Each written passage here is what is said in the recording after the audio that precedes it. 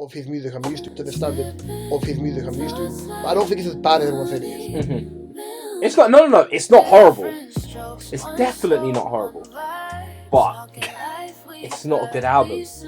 It's not like I can't get jiggy with this. Like I can't listen to it. Dance anyway. I can't like. Do you know what I'm saying? I can't rock with this. You don't dance anyway. But no, Jiggy just like catch a vibe. Jiggy's a calm little vibe. But I will say this though. You don't move your foot. You lift your toe in it. See, I don't even move my toes. I'm stationary. I can't get jiggy with it. But I was gonna say like maybe he's taken influence from Mac Miller. There is a couple songs on there that sound like Mac Miller songs. Because Mac Miller, towards the mature stages of his career, was making like soulful music. Past at 27, mature. No, but when I say like mature, I mean like more so like when he started rapping compared to what he started when he was 16, 17. I've been a fan of his.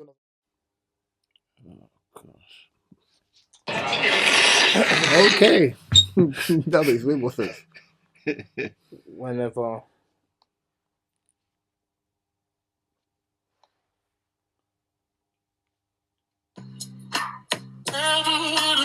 There's a corner so you can spy anytime.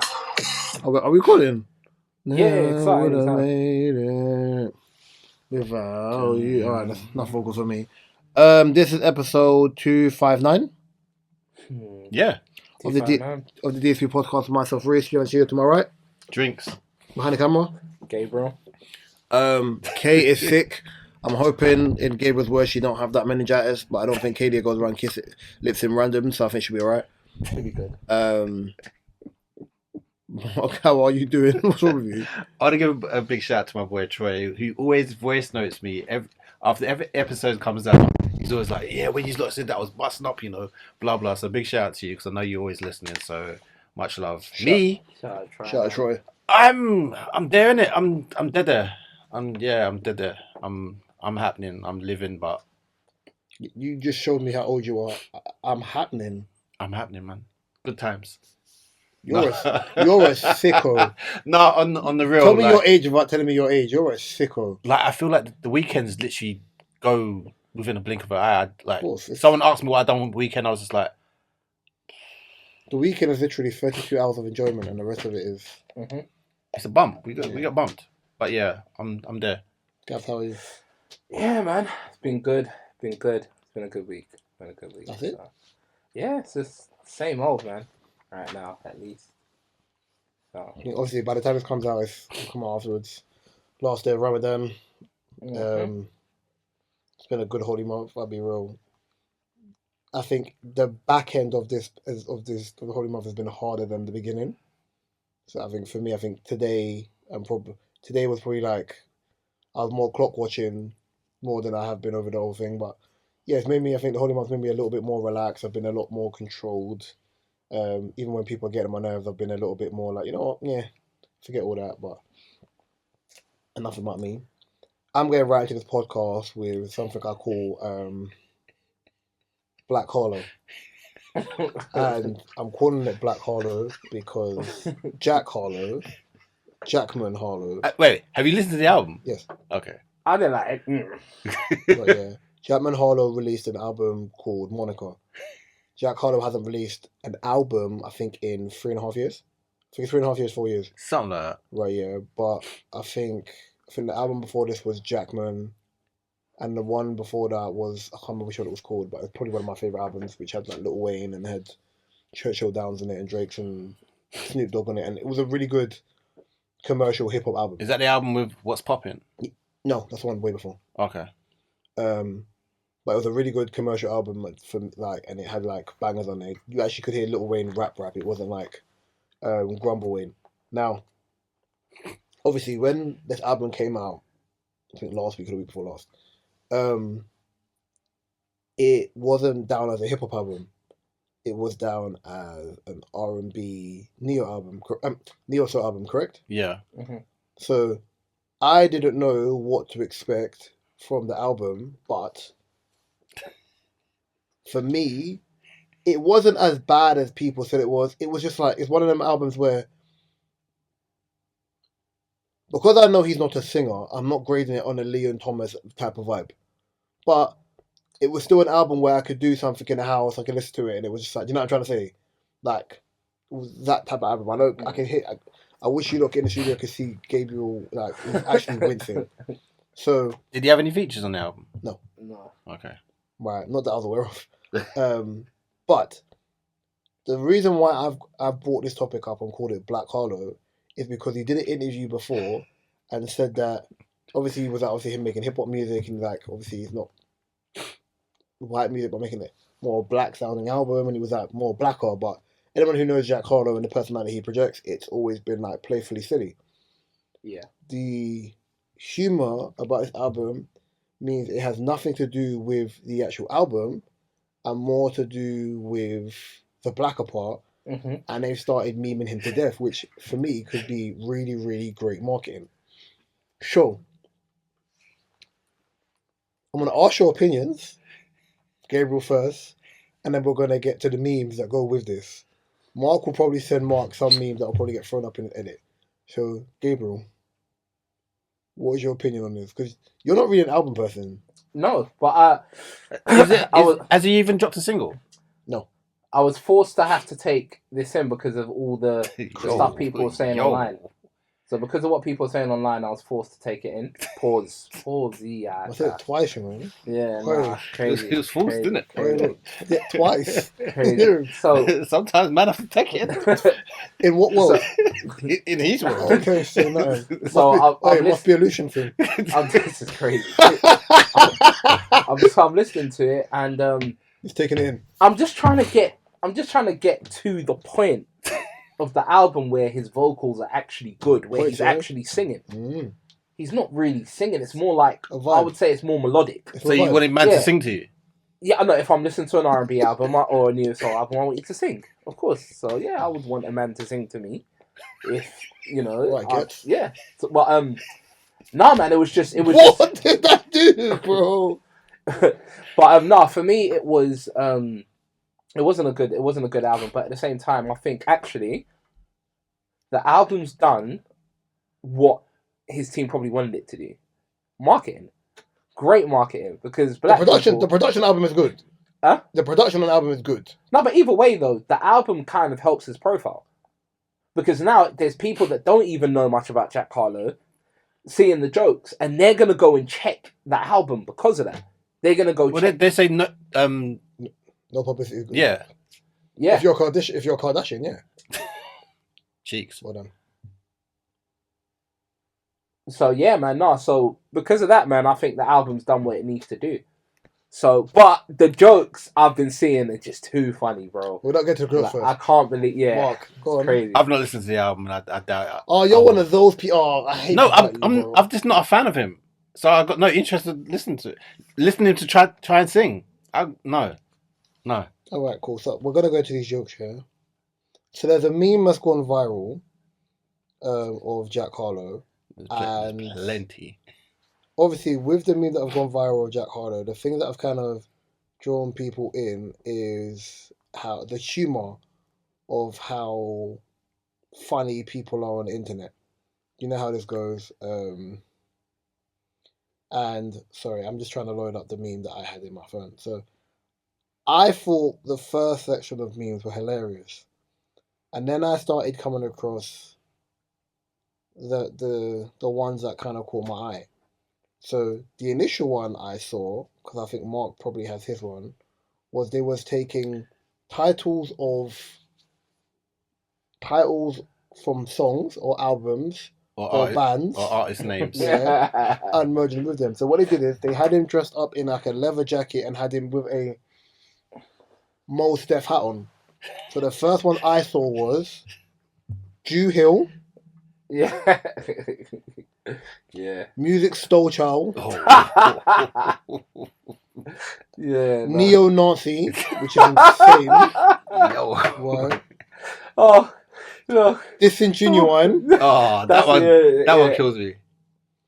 Charlie Kirk Franklin. Yeah, that one kills me still.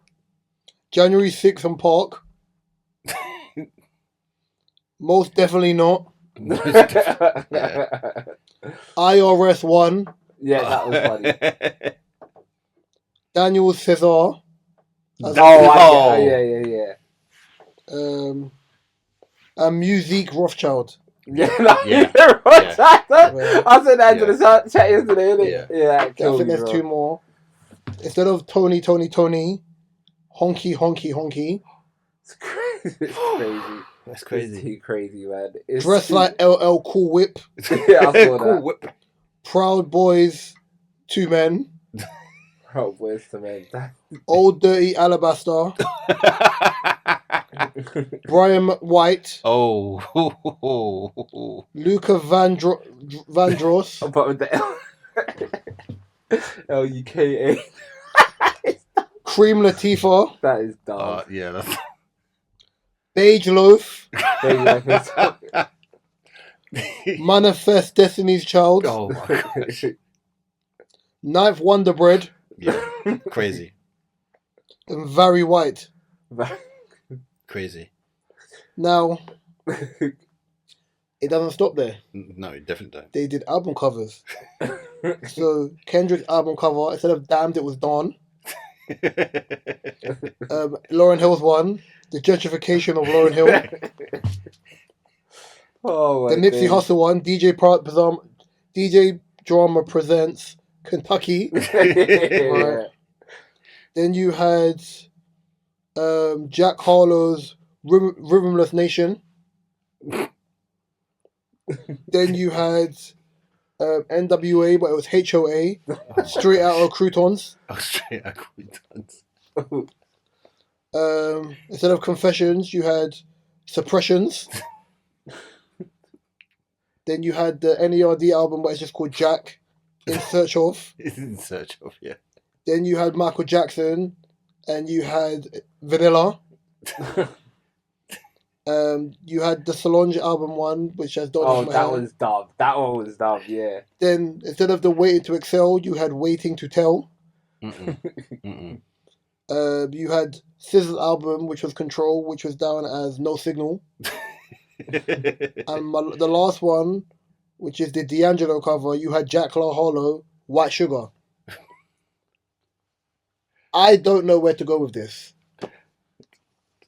The other names I had was Stole For Real. That's hilarious. Milk the Shocker. That's disrespectful. Earth, Wind and Colonizer. That's pissed down. Magavelli. Maga. Magavelli. Okay, cool. Go on. D'Angelo. Yeah, I saw that. ASAP Hockey. Yeah. Meek Milk. And Gary J. Blige. I think Talcum X. That is so dumb. I think what did I? The funniest two I saw. Drew Hill was probably my favorite. Yeah, I saw Sis Coke and Drew Hill. I saw Wu Klux Klan. Oh, I saw that. Wow. I ignored it. And then that was it. Yeah. Those are the two I saw that I was like, nah, this is stupid. The worst thing is, all of them were dumb. They were all funny, but yeah. Yeah. The worst thing is, Jack Harlow actually does make good music. Of course. Oh no, 100%. Yeah. Even the I don't like those whips, and he's a good artist. So album wise, because I'm not Mark's a fan of his, yeah. So Jack Harlow's actually been an artist for years. There's one song that I love of his, and that is early stuff. I think River Road. Not a fan of it. Don't think I've heard it. I'm not sure. I love the lyrics in that. So yeah, his last album was 3 years ago, which was Jackman. Jackman was a decent album, but it was more stripped back. It was more like an underground rap album. I remember when that came out. Yeah, the one before, Come Home, The Kids Miss You, is the one that had everyone on it. That's the one that's got like Lil Wayne's on it, Pharrell's on it, Drake's on it, Justin Timberlake's on it. Like, there's a lot of people on that album. I think it's a good album. Then he's got an old school song with Static. Oh, what's that? Is it Static? Static Major. Yes. I think that's when he got shooting with Chris Brown. Like, Static Major's past. Dead. Yeah, it's an old school song. It's old. Okay. It's old. But I'd have to find it. But for me, like, as Gabriel said, the pro about this album is what it does do is marketing. Because even I think on Apple Music, you couldn't preview the song. You had to download it. You had to buy the album. So they've marketed differently. I'm not angry with the way they've marketed it, but for me, it's not an album I go back to because it's not to the standard of his music I'm used to. But I don't think it's as bad as everyone saying it is. Mm-hmm. It's got no. It's not horrible. It's definitely not horrible, but it's not a good album. It's not like I can't get jiggy with this. Like I can't listen to this. Dance anyway. I can't like. Do you know what I'm saying? I can't rock with this. You don't dance anyway. But no, Jiggy just like catch a vibe. Jiggy's a calm little vibe. You just lift your toe. But I will say this though. You don't move your foot. You lift your toe now. I don't even move my toes. I'm stationary. I can't get jiggy with it. But I was gonna say like maybe he's taken influence from Mac Miller.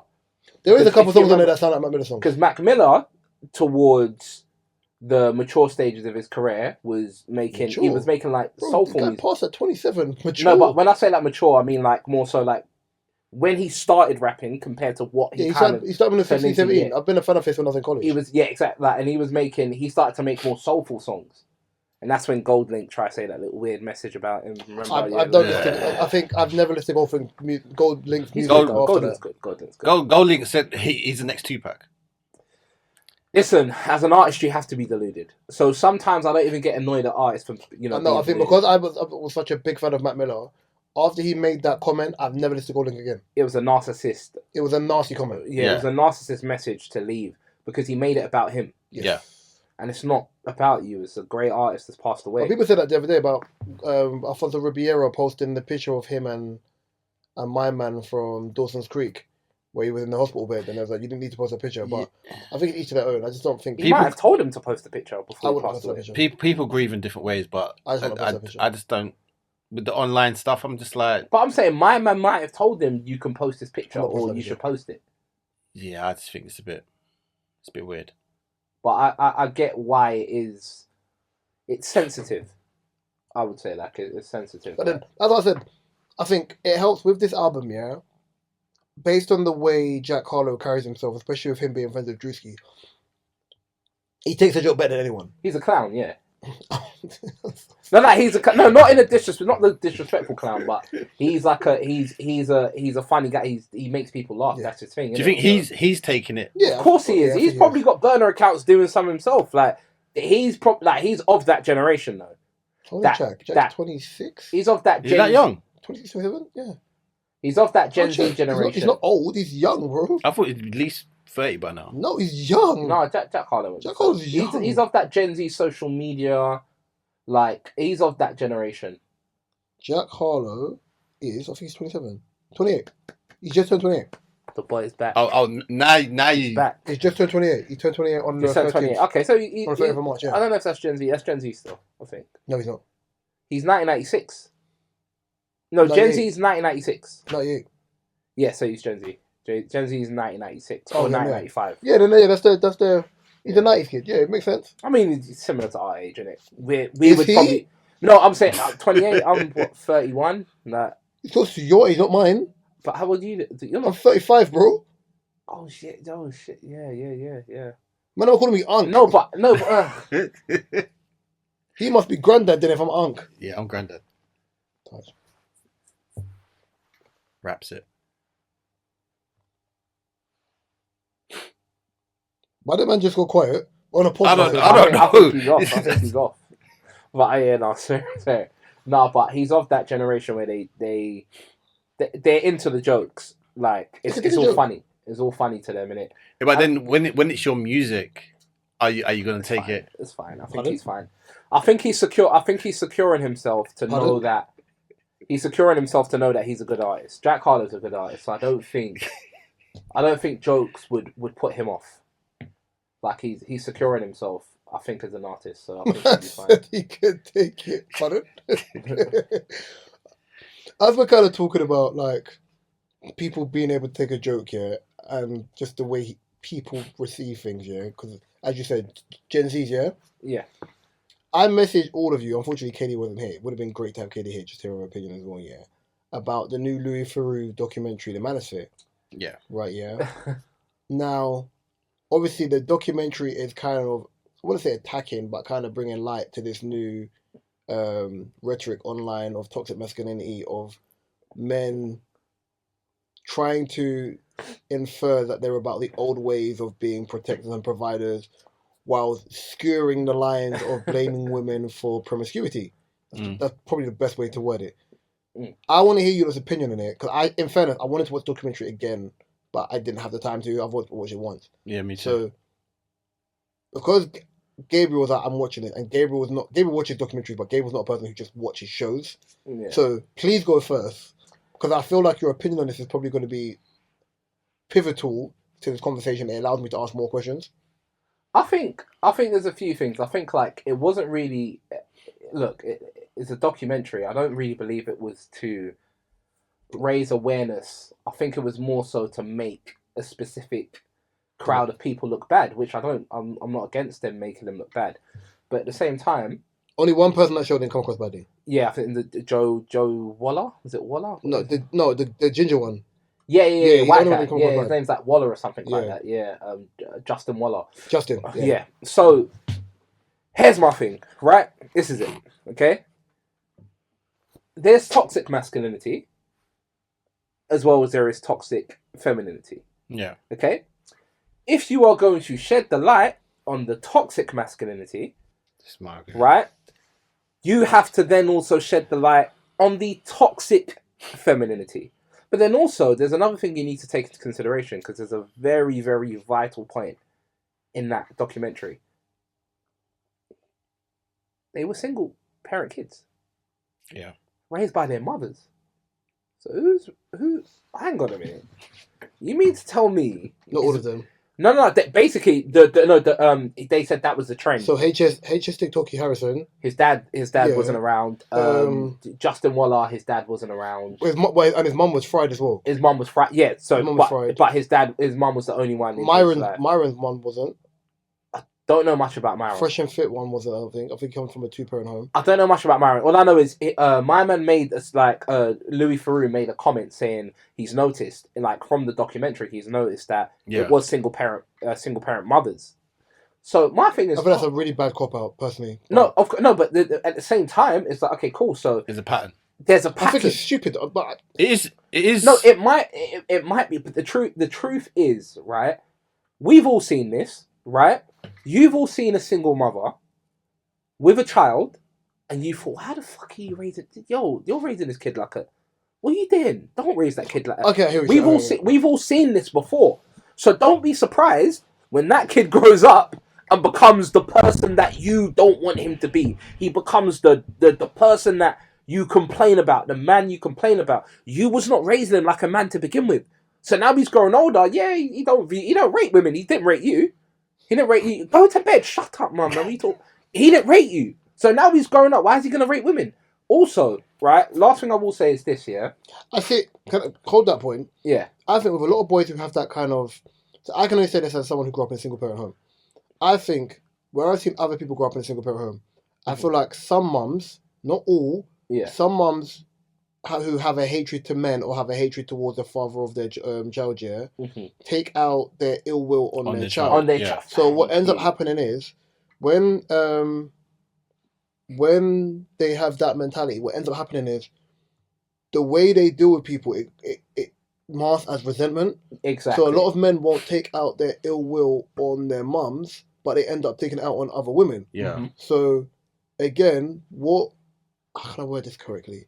What ends up happening is it'll be a thing of, when you're getting mad and you're getting frustrated, you're not going to do nothing to your mum, but you, psychologically, you infer women G-checking you, whether it's right or wrong, with disrespect. So naturally, you have a complicated relationship with how you articulate your feelings towards women. Thank you. Or you have trouble showing your feelings towards women. Another thing as well, right? 2 more things, quick ones. Let's also bear in mind that these guys are trolling. They're playing the internet. Yeah, Harrison blatantly said... I'm teaching men how to be F-boys. Yeah. Not only that, he blatantly said, I'm doing this for money. The thing is, one point, in a way, I kind of respect, he's like, I don't give a damn. kind of attitude. And I'm just like, rah, okay. But then he blatantly said that he's just doing this rage baiting because it gets him attention, and he's trolling. He didn't even know the guy who was interviewing. He didn't even know the guy, and I'm gonna be honest with you. Most of them know who Louis Theroux is. I'll say even it. Sneeko didn't know who Louis Theroux is. I would say it. What he did, what HS did At the end, I do stuff like that.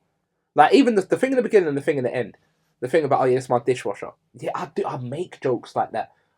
Because I know it's not serious. I'm a troll when I want to be a troll. You know the only thing Harrison did that I liked? Because everyone's like, yeah, he comes across as an arsehole. I was like, no, he comes across difficult. He comes across arsehole. Because beginning he was like, I didn't know who my mum was, cool. People saying, oh, Louis Theroux is going to make you look dumb, cool. He was standoffish at the beginning, fine. He was earnest in him saying, okay, cool, I don't really like OnlyFans girls. I wouldn't like my child, my daughter, she's on OnlyFans or having a gay son, boom. Is that's homophobic? No, it's not. Like, and I'm like, okay, cool. And then I think with the thing is like, yeah, but you own, some of your clients are OnlyFans. He's like, no, I think OnlyFans is bottom tier, basically, yeah. But then there's like, you own an OnlyFans company. He was like, yeah, I get paid by it. Like, it's not me doing it. Yeah, he's all about money. It's about money. So I was like, at the end of the day, I hear what you're saying. I don't agree with it saying that. I always stand on not all money is good money, innit? Yeah. So, but then this is where I agree with HS, right? So he's trying to make HS seem like a bad person for making money off OnlyFans women and all of that. Yeah. HS's mum hit the nail on the head at the end of the interview. If what he was doing was so bad, you would not make a documentary to make money out of it. Simple. That's the end of whatever you was trying to do. That's the end of that, because you've made it a documentary behind a paywall. It wasn't done for free to raise awareness. It wasn't done via the BBC. Yeah. It wasn't done via ITV. No, it was done behind the paywall to raise awareness. But do you think there is a pattern of where they're showing the men being toxic, the men ecosphere, but not the other side of it, like you said, like the other side of it. Right. So if you want to dominate, if you want to dominate anywhere, right? If you want to like, this is even down to like being in secondary school. When you walk into a classroom, right, you quickly know who's the head of the class. Like, I don't know if you've ever moved forms before. Yeah, there's always or when someone else moves to your form, they're already. Someone said this the other day when I went to go watch one of the reserve team play, and the manager, one of the boys went to me, yeah, Reece is approachable compared to the new guy because the new guy's got aura, like you can feel it, and I started laughing. So one of the players was like, oh, I don't even want to go on a pitch no more. Do you think if I said to him I don't want to go on a pitch, you allow me? But I just started laughing in his face. I was like, bro, I said no, you're gonna play. You gotta like you have to gauge. At the end of the day, like you do have to gauge things like that. Like so. Sorry, yeah, but the point, the point I was making is this. I think when it comes down to stuff like that, they want men to be less confrontational, less confident. They don't want men to have certain opinions. They would rather men are what Reece always says about how women like certain men, like Andy Joshua. Strong and quiet. They want you big, strong and quiet, right? Because then it's easier to take over. It's easier to tell you what to do. All this is the takeover thing. I just think I think there's this certain rules are double, like there's a double standard that exists kind of thing, yeah. And certain double standards exist for a reason. But I think the double standard of if men were to say what women said, it comes across very problematic. Yeah. I will only give Harrison, HS TikToky, his dues for one thing. The second time when we see Louis Theroux towards the end of the documentary, stuck it on him. And it wasn't the fact he stuck it on him. He did research where them not talk about the sphere and the matrix and whatever. I think the bit I thought was what he done, where he put Louis Theroux in a really uncompromising situation. Mind games. Was when he asked about Israel. Yes. And Palestine. It was perfect, and bro. Louis Theroux couldn't answer. And I think in that sense, it compromises you because we can what you're saying and what we can see, that's where it's like, okay, cool. Can we have I'm arsey and young. You are older than me and you've lived life. You're doing documentaries. Are you willing to have an uncomfortable conversation about things that happen in the world? Like you're going to have you're having uncomfortable conversations with me with things that exist in the world which are happening right now. Another thing he did is he didn't let up. It was a straight Gengen press. He's like, oh, you don't, so you can't answer it. You're a puppet. And you could tell Louis Theroux was trying to, but he realized, Yeah, he realised he couldn't because Louis Theroux is very, very good at mind games. No, like, he is. He's great. He's very good, but with HS in the end, HS just he defeated him with that. I mean, with that one. When I say with the bald head, I said, yeah, this guy. Yeah, he was ready for it. For me personally, he made Myron look dumber than he is. Yeah. Especially with the whole, I'll say, paid girlfriend type thing, because he looked uncomfortable. He was even when the woman that worked for him, Louis was talking to her, and Myron sent a text like, "Yeah, stop talking." You work for special government. I can understand why you realise something was off. But the whole because I think it came out that Myron was paying her. I'm not sure. I don't know. I think look. But you can tell they wouldn't. I wouldn't say the word pay. I think they had an agreement. Based on what happened. A contract. I wouldn't say contract. I think they had an agreement, but I think Myron saying that and her not being on camera is different. Her being on camera and then getting asked questions, and then when someone of intelligence is asking you a question and you're thinking about it, even if you didn't, never self-worth, even if you weren't thinking about it in that sense, when you start to think about it, you're like, actually, something here don't sit right. Do you know what I'm trying to say? Mm-hmm. So I think for him, if he was really sure in all of the rhetoric in which he was displaying or spilling and the rest of that stuff, she wouldn't have flinched. You see what I'm trying to say? So with HS TikTok, he didn't have a girlfriend. Yeah. So him being a Magaluf with that Ed Matthews guy, I think his name is, and whatever, they don't have partners. Yeah. So it's different. Myron's older than them guys, and Myron also don't have children either. So they're looking at it like, okay, cool, you're saying this, but you're a grown man. Do you know what I'm trying to say? Sneeko used to do that content as well, but he doesn't do it no more. Mm-hmm. So that means you've got Myron Gaines, who's part of the Fresh and Fit podcast. You have Justin. I can never remember this guy's last name. Justin. What was the one that says they sometimes go around and catch paedophiles?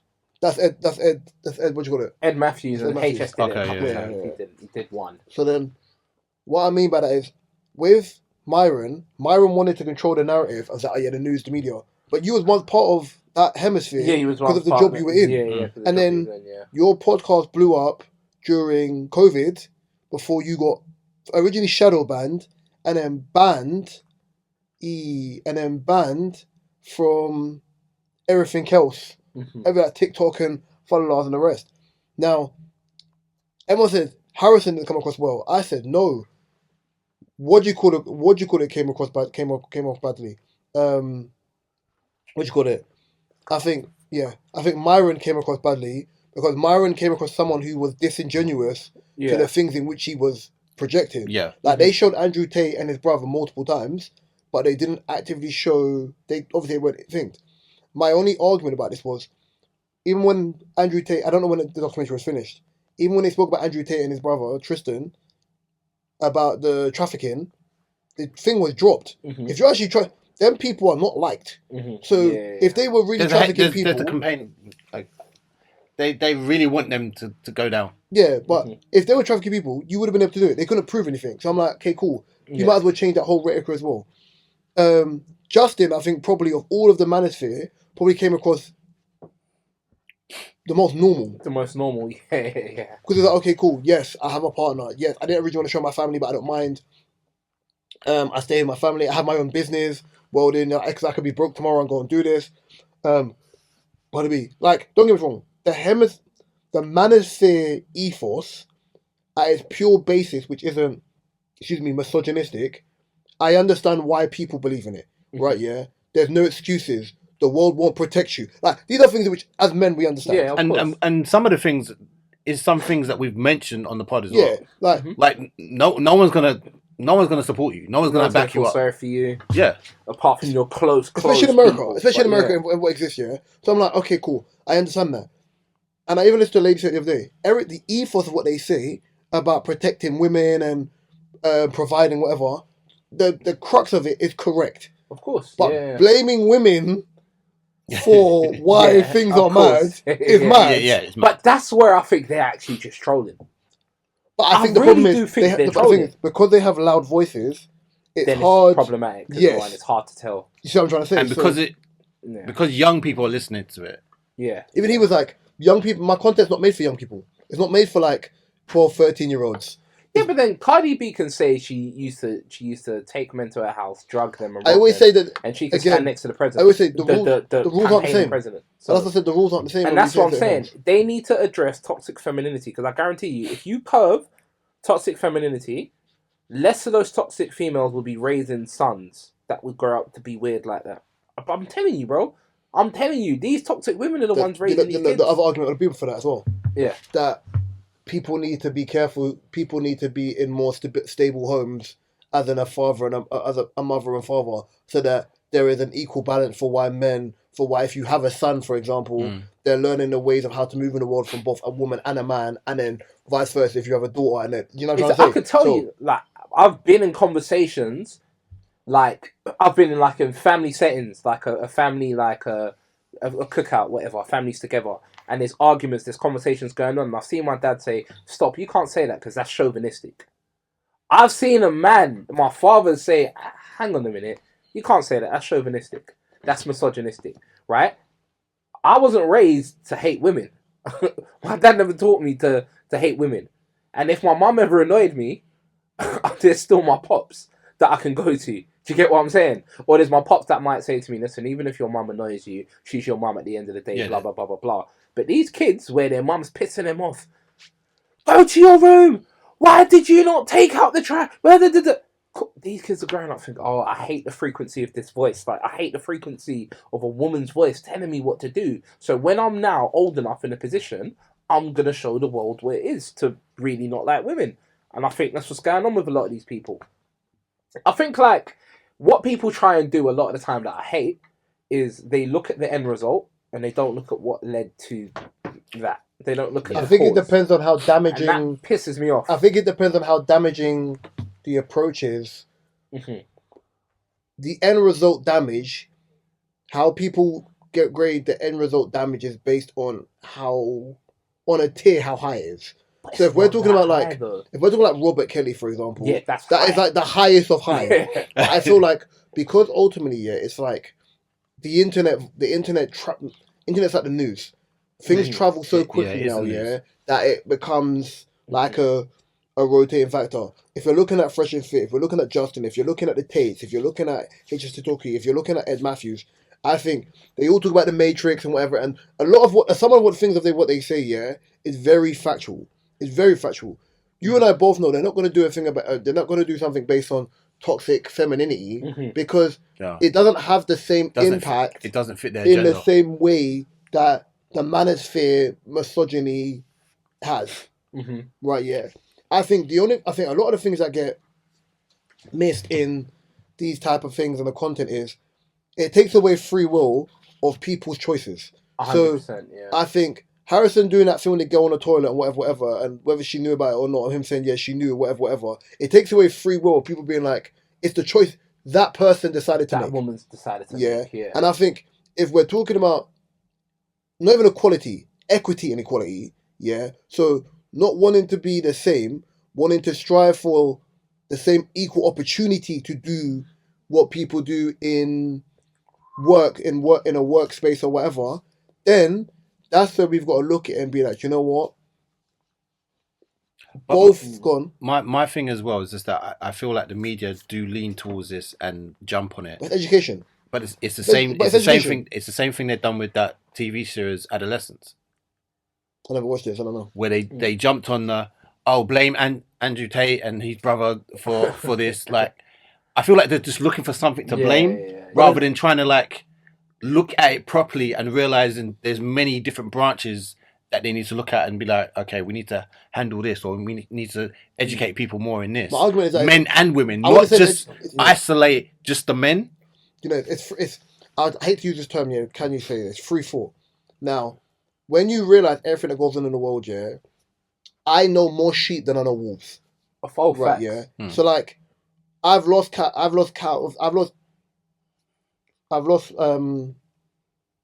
I can't remember what the correct term is. The amount of times me and Banks have gone into back and forth because Banks sometimes will come across as a contrarian. He does, but he also is a person that thinks so he thinks as an individualistic person where he'd be like, you know what, I don't agree with that, and I'll be like, why? Then he'll break down why. He's not just saying things for the sake of saying something. Wow, right? Yeah, he's just making sure that he argues a point correctly, so that in him doing that, he can say, I think this because of this and da da da and that.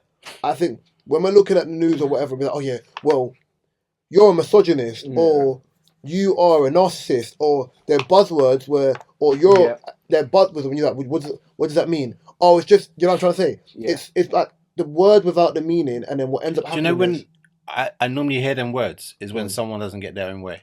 Thank you. Yeah. I think there's a lack of understanding what it means. Mm-hmm. Yeah, in today's time. The word you look for is ignorant. Yeah. And to call someone a narcissist, like, a narcissist, like... Self-diagnosing someone. Don't self-diagnose me. Yeah. It's a disorder. So it's like, but nowadays it's just quick to just throw words around, like...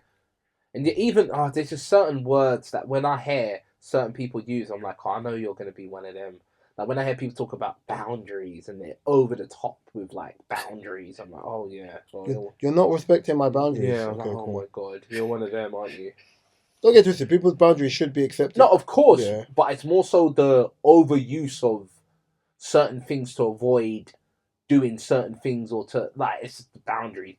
Some woman said this, yeah? She said, how about normalize not always talking about boundaries and going out to your friend's party because you just want to be a good friend, even though you don't want to do it? How about put that over your boundaries? Just because if you was throwing an event, you might want people to do the same thing. Do you know what I think it is? I think it's leading with intention. Mm-hmm. I say, with any of my friends, like my close friends, male or female, I think they know who I am anyway. Of course, so yeah. I've always led with the intention of them, or we have an amicable understanding of one another. There will never be, what's the term? What's understood doesn't need to be explained. Mm-hmm. I think as long as you have that and the basis of your friendship isn't based on something that's frivolous, mm-hmm. there's never going to be a problem. Do you know what I mean? Yeah. But I think because people have a really fragile basis, it comes across a certain way. Like, I always say to people, in this era that exists, we reward mental fragility, right? It's like people like to be victims within their own story because it gives them an edge to be different. When really you're just common ... from down the road. And I think that's the scary part, because we're like, at the end of the day, it is what it is. I remember growing up, I was in and out of hospital with anxiety and panic attack disorder. Mm-hmm. I used to get panic attacks, like, not joking, I could be like 5. I'm getting panic attacks every day. Did you find out from like 5 years old. Did you know what the triggers were though? No. I kind of just grew out of it. I was getting like panic attacks every day. I was in and out of the hospital. I grew out of it, but then I still live with it. So in uni, it kicked in a lot. And there's times now, for example, in my adult life where it kicks in, right? But I understand how to control it because it's something I've been dealing with since 5, right? But it's just surprised me that when I got to college, uni, and the whole mental health awareness thing kicked in, that's when I heard everyone talking about them having anxiety. And I remember thinking, I don't know about this, because the one I experienced, it's very different. My argument is, because I don't have anxiety, yeah. I want to move on from this. My argument is this. I think when you are on the highest level of the spectrum when it comes to schizophrenia, like for mental health, I think when you hear other people talk about it, I think naturally you roll your eyes hearing people talk about it because you're like, yeah, you're waffling. You've had a bad day. Yeah. Like, you're thinking, raw, I know it's not the Trauma Olympics, but don't come and tell me anything. You're just having a really bad day and you're waffling. You've had a bad week. It's like, if I was to come and tell you the stuff I've been going through since I was young, you could never come and, you know what I mean? You couldn't tell me anything.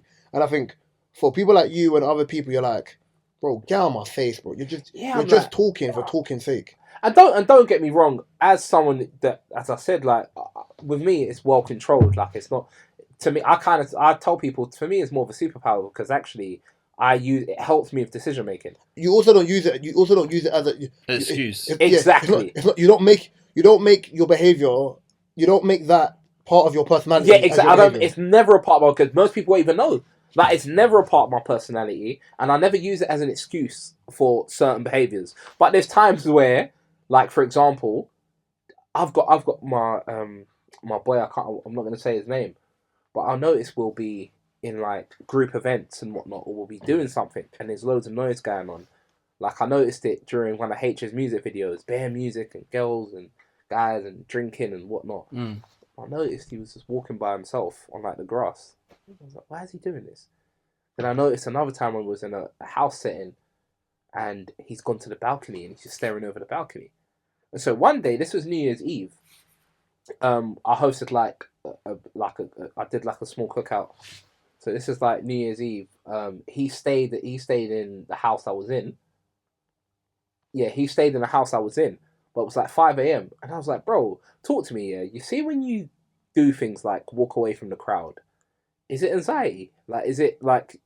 I do that. And he was like, yeah. He was like, he never says it. But that's where it is. He was like, I get overstimulated. Where it becomes overwhelming. And he says, physically, I can feel my heart racing sometimes. Physically, I can feel my mind starting to scramble.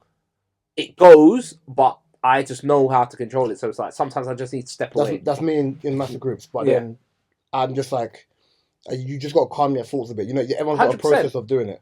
100%. And that's it. But I could relate to him because I was like, yeah, when I was younger, I used to do that.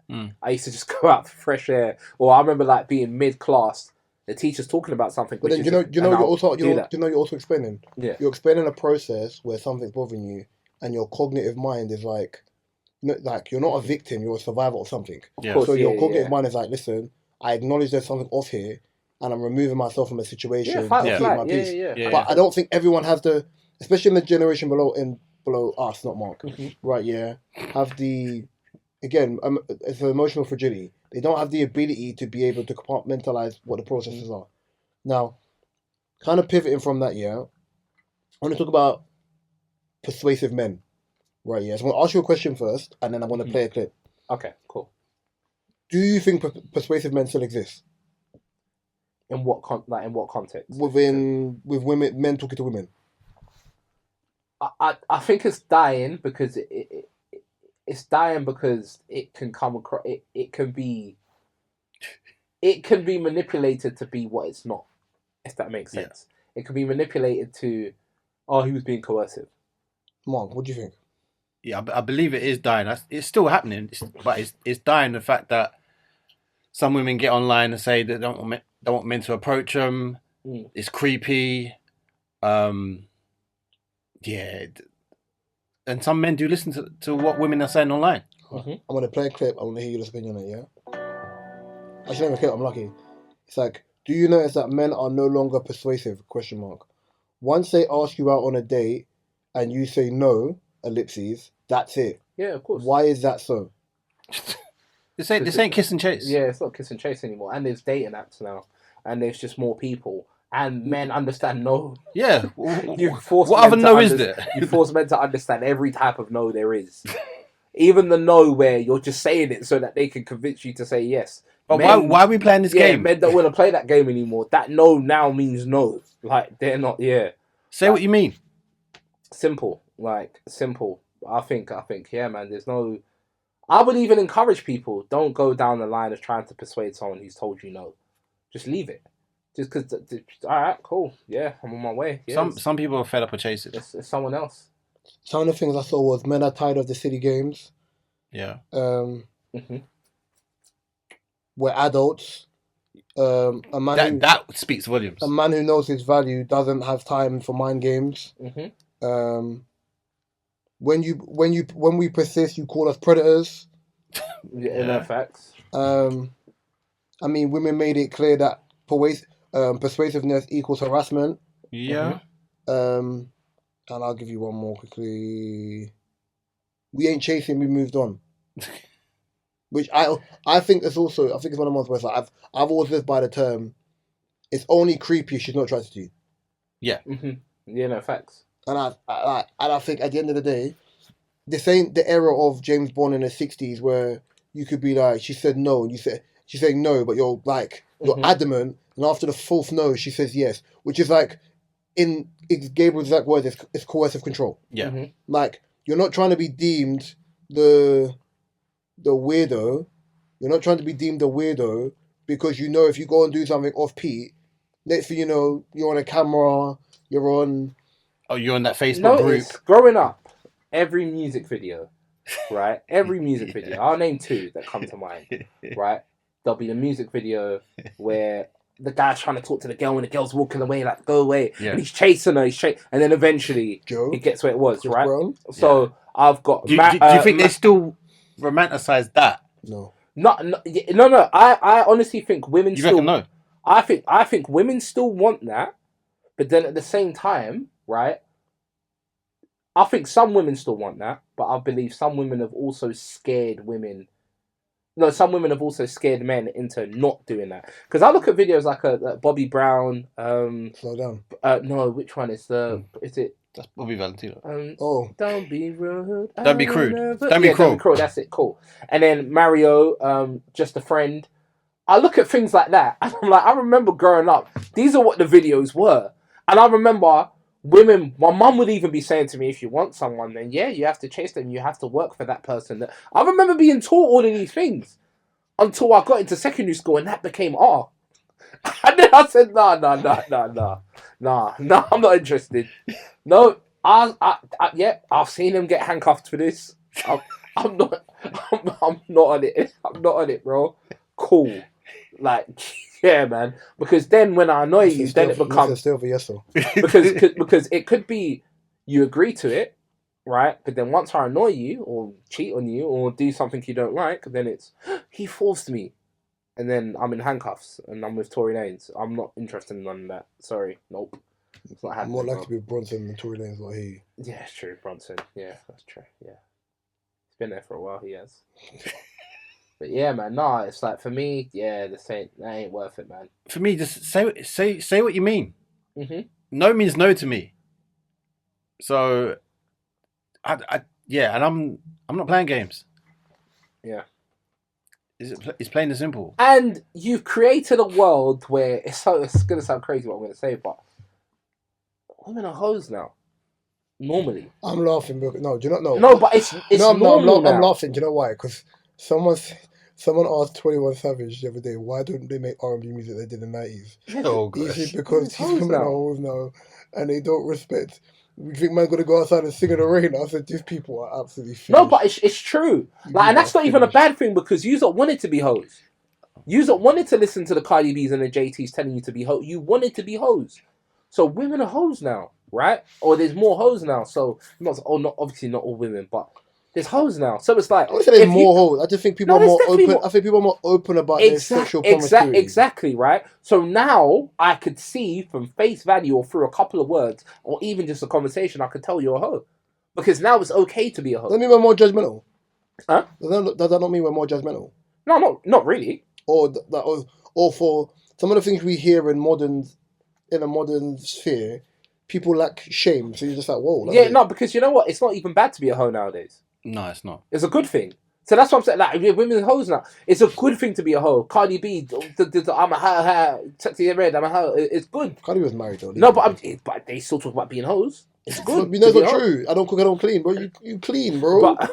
So my thing is this. But it sounds good on a song. But does man never talk about trapping in a bando? I've never been a bando in their life. Come on, but we can't be. Let's not be so obtuse about what is and what isn't. So it sounds good to. It's not. Sorry, not sounds good. You can tell someone no, and think that person's going to chase you, but actually your friend is a bigger hoe than you. And she's willing to go. She's going for it. So I don't even all your friends, all the other girl round the corner, all the other girl in the club, all the other girl on the dating app. And furthermore, guess what? Nowadays you can even pay for it, even a girl on the website. So it's like, cool. If I get a no, there's so many yeses around the corner. That do I dwell in this no or do I move on? And most people nowadays will choose to move on. It's not back in the day. It's not my parents' generation where if my dad really wanted my mum, there's only one of my mum in this village, or one of my mum in this area, or one of my... No. Now, if you tell me no, guess what? There's 1,000 hoes that look exactly like you. So, And they- and so they're are we? hoes. Are we? I don't like that structure of that sentence. Yeah, but I'll that's talk mad. to you about that afterwards. No, but it's... No, Because you spoke about your mum and the thing. And then you said, Oh no! I'm just no, because when you Moving mad. no, this is the thing, because when you talk to you, I'm pretty sure that if you speaking to your parents, if you find out how your parents met each other, right? Never asked. Right, but so for example, I've done that, and when I listen to like my OGs talk about how they met their misses and whatnot, it's very, very different to how we talk about how we met certain people, and then that just makes me think, oh, okay, cool, but you was willing to do so much to get this woman, but how comes? And it's like, yeah, because there wasn't many women like this, or this was the only sort of, or this was what I really wanted. Whereas nowadays, it's there's someone else. Do you feel that the art of playing hard to get is dying then? You can't play hard to get when women are now selling themselves for nothing. You can't. You can only play hard to. It's business. It's economics. You can't act like you are some inelastic product. You're not. You are not. You are replaceable. There is an That's a alternative. negative, though. Huh? That's a negative mind frame, though. No, what do you mean? If we're looking at people as replaceable beings, it means you don't. It comes across that we don't value people. Yeah, but that's how the world has become. That's Transactional. Yeah. The world has become very transactional. Women can't complain about that because they're the ones saying, if you want to get with me, you need to have all this money. Okay, cool. So now you're a product.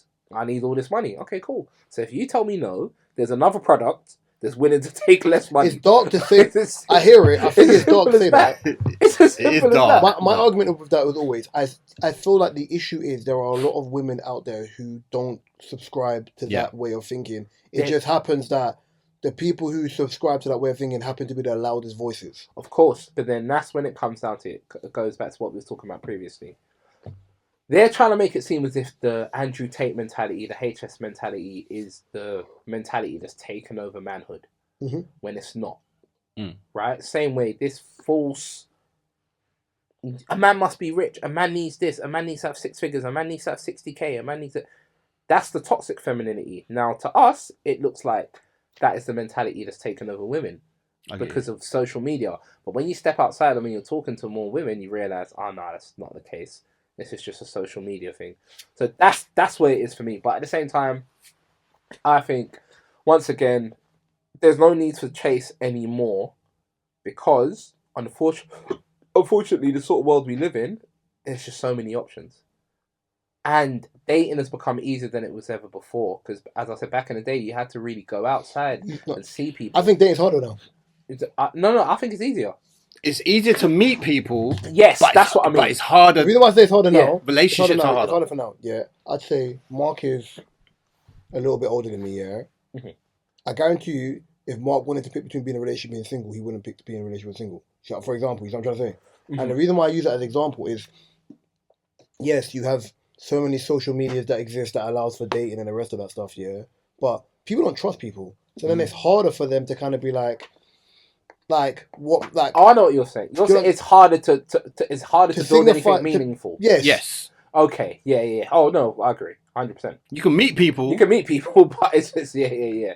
I agree. Like, I think that's where it is. I think because of that ethos that exists, yes, you can go outside and find someone and whatever. Like, I can say the people I know who've been on online dating, say I know probably 50 people who've been on online dating. I know 2 people with success stories. Right, yeah? Then everybody else is in the trenches of Narnia trying to figure out their way through the forest. See what I'm trying to say? I couldn't believe one day I was in the studio with, you know who the person is, and her friend just called her and said, oh, I'm just so bored, I want to do something tonight. Do you know what she said to her? She went online to find someone for food. No, just go on Tinder, like, it's all Hinge, like, there'll be someone that will just take you out. What? Yeah. It's 8 p.m. now. So you can get someone to take you out within 30 minutes. It's 8 p.m. How are you going to... What? How are you going to do this? There's some hungry people out there. It's crazy. And like... Here is the Malcolm X movie. That brother's starving. Now, I've got... when I used to work in 3, I used to work with... It was a cool guy, but he was I don't know if I can say the word, is it banned? Oh, he was part of the other team, right? Okay. Cool. But he used to show me, like, he'll be like, look at this app I'm on. like, this guy, he's Russian. He's telling me he wants to come to my house. I'm like, what do you mean come to your house? Bro, you don't know him. Like, yeah, no, but we do that all the time. He's just, after work, he'll come to my house and then, you can go and then another person will come to my house. He's telling me he's running through, like, he's telling me he's to go. They're running through him. It's the other way around. Whatever. I think it's a free for all. I think they're just going at it. It's a straight fest. He gets the upper hand. He's on the back foot. All I'm thinking about is sausage party, right? Yeah, bro. It's Conor Ben Eubank 1, bro. They're going at it. It's not. I think he's getting his shots off, and you need help. But you need help. He's showing me. He's saying 30 guys in a week. He's saying 30 man a week. He said he'll go to the spa. He said he'll go to a spa. I forgot the name of it. Roman Spa. In Vauxhall. Have you ever seen it in Vauxhall? It's like blue. Probably, Chariot Spa. You've seen it in Vauxhall. Right next to the station. Probably, yeah. I don't know. Oh, no, I don't pay attention. Man, really trying to show me. No, I need to show. No. You won't see. It's not like And I said, Jay, look, hey, come look at the bath. Here's a bath we have available. You be like, yeah, this is where it gets cracking. No, you've definitely seen this before. Oh, yeah, that, you've seen it. Yeah, even I've seen that. Yeah, that's like. But that's the spot that man go, and it's 40 men going at it, bro. 40 man. Sounds like Royal Rumble. He's all telling me about it. There's another gym called is it Sweatbox in central London. He used to finish work. He used to be like, his name was Eduardo. He's finished work. I baited him out. I baited him out. Gas. He's no. But he was like, he wasn't even. He was from Peru. He used to finish work. He definitely went from England. I used to be like, bro. I used to be like, bro, where you going? It would be like, oh yeah, no, I'm going. I'm going to the Sweatbox. Bro, he'll have his, like, after he's done with his session in the Sweatbox, we'll come back and he'll be like, yeah, I had Italian guy this time. I'll be thinking, oh my God, the best salesman in the store, bro. Anything, he was the guy that was paying us. He's the reason why our payment, we was getting bonuses, because it was a team bonus and he was selling to everyone, all the Hispanic people. Shout out Eduardo. But yeah, that's crazy. Yeah, no, that's mad. But yeah, man, he was going at it, man. Talking about let's change of it. Non-classics, Mark. Non-classics. All right. Is there an album or albums you can? You're a nasty person. You are nasty. You're a nasty person. I want to say who Eduardo. I want to say who his uncle is, but that would be too bait. But as a popular football player, Keep it yourself. yeah, you know who it is. S. Mark. All right. Is there a classic album or albums that you rate as a classic, but is sorry? His uncle, bro. It's crazy. His uncle used to come into the store. Oh, Gabriel, get the hell, Came to man. London and he said, no, that's his uncle. He's been there for time, boy. Yeah. All right, Gabs. Is there an album that you rate as a classic that's not rated as a classic overall? That's the question. Tweet Southern Hummingbird. Yeah, and I always talk about that. That's a classic. Because for me, that is a classic, and it's like, I think it's so underrated because it's like no one talks about it. Yeah. And obviously, I'm not just saying that because Tweet follows, but it's almost as if she didn't get the credit, but at the same time, her career wasn't too long. Yeah. So I can understand why maybe sometimes, but that was honestly a great album. Yeah. I'll say it's a classic. And then the second one I'll say is I think it's YG My Crazy Life. That album, honestly, people think I'm crazy when I say like from 2010 onwards, that's a top 5 album for me. Like I think out of the hip hop albums that have come from like the rappers from that era, that album kind of showed me how artists should make an album with a storyline. Yeah. If your album has a storyline, that it should be similar to what he did. Kendrick's album did do that, no? No. Kendrick's album did do that, but Kendrick did not incorporate things from the criminal perspective. He's not a criminal. Exactly, because he's not a criminal. But he You wanted criminal things that you relate to. Because the reason why is because gang culture in LA is so marketable. It's sold to everyone. We all think it's cool, but we don't know much about it, right? No, I'm just like, people in general, gang culture, like Crips and Bloods, that LA gang culture, it is cool. It doesn't mean it's we you speak of. You don't think it's cool? No. I think it's cool. I think it's cool. I think the Crip Walk and I think I the can. colours. By the way, I can crip walk. I think the walk is cool. I don't know. Yeah, parts of the culture is cool. You might not like the violent parts of it or the oppressive parts of it, but parts of the culture is cool. And what it's sold it initially to us. stood for when it first came to think, if you went and Which was researched Black like Panthers, Tookie and them people, then I understand what it is. Mhm. But what it stands for, absolutely not, bro. No, but I'm just talking about the actual overall culture. It's influential and it's cool to the world. Like the world does want to know a lot about LA gang culture. So I think that album, he told the story so well.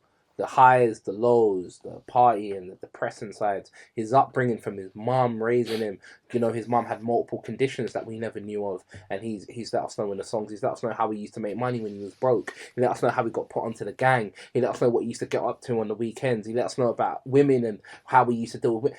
It was a very, very good album. To me, that was a classic West Coast album.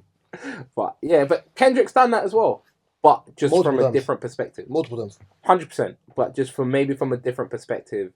That is definitely important, but I think YG's perspective is someone who is living that life, whereas Kendrick is not saying Kendrick's not living a life, but it's around him.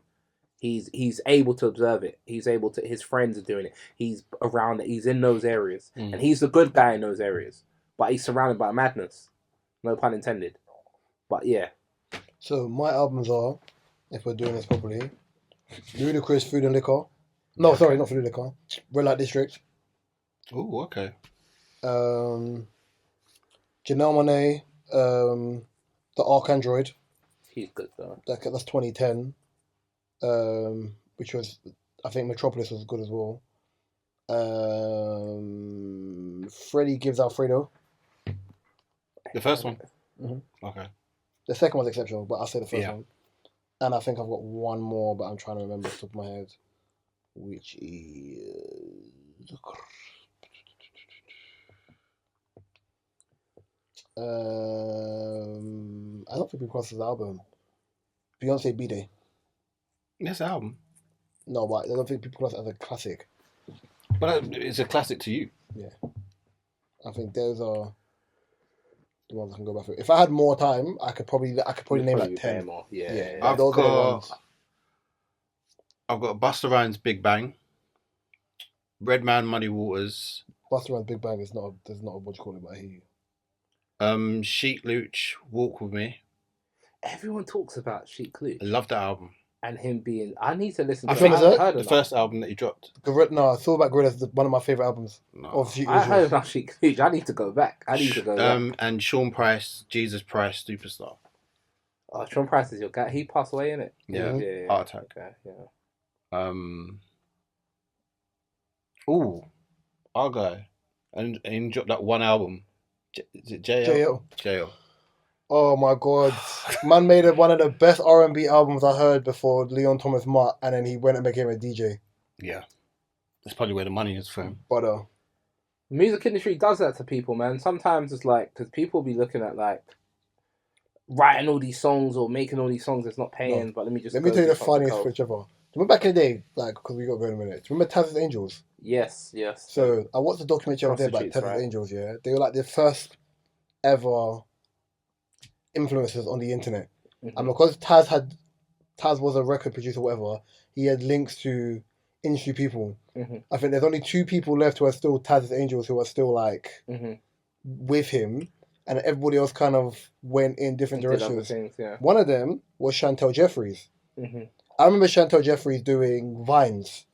Yeah. Fast forward now, Chantel Jeffries is a DJ. I was like, what? Yeah, all the pretty girls become DJs.